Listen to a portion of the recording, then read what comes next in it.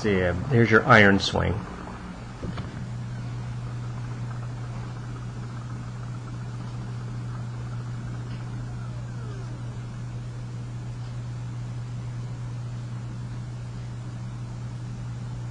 The biggest thing I want you to take away from this clip is when we look at your takeaway,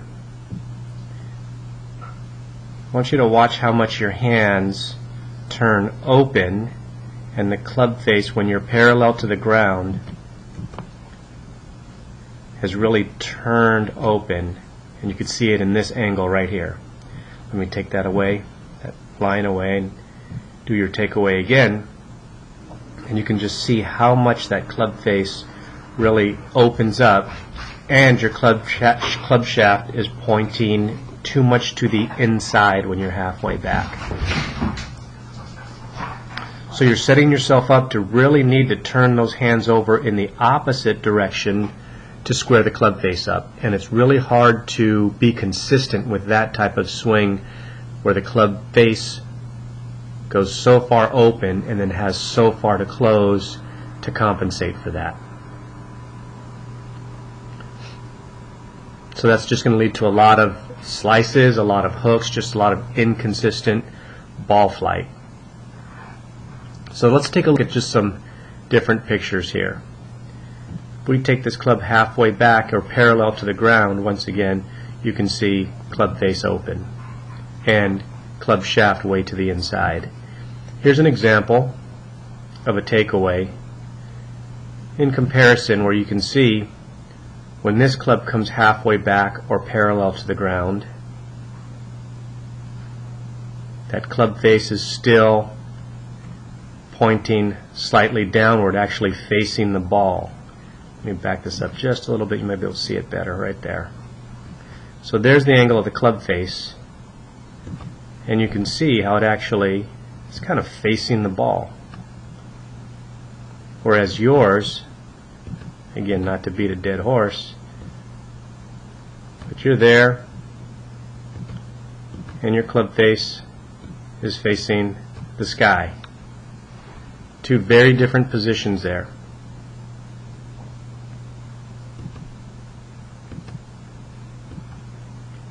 So that's one thing I want you to be aware of.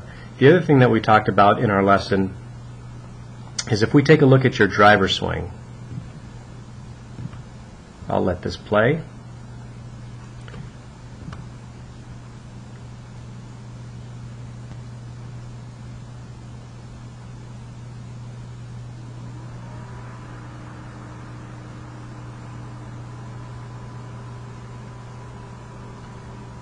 Now let's break this down.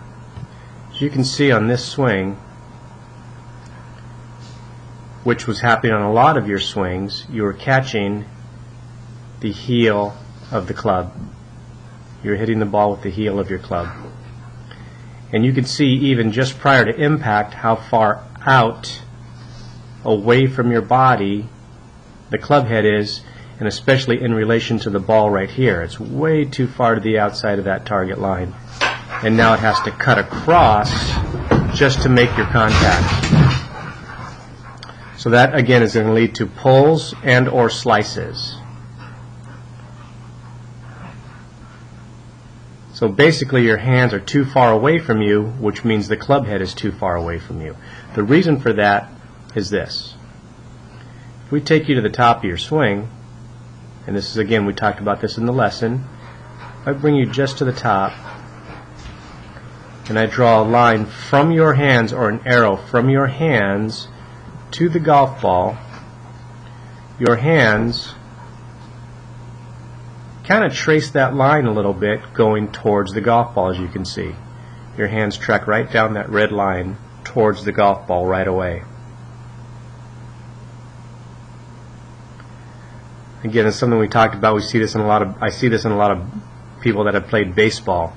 They're so trained to have their hands move towards the ball when they first start moving their hands in order to hit the pitch. Well, the problem with golf is that when we do this, our hands get too far away from us and the club head gets too far, and once again you're either going to cut across the ball or in your case hit it on the heel.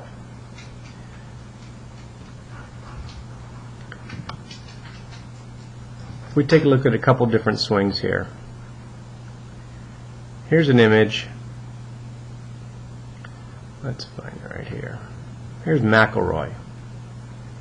Let's take him to the top of his swing. Let's draw a line or an arrow from his hands to the golf ball, but let's also draw a second line that goes straight down.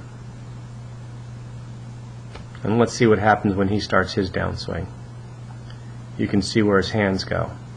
So they're dropping down, and then his hands will then go to the ball, as you can see there.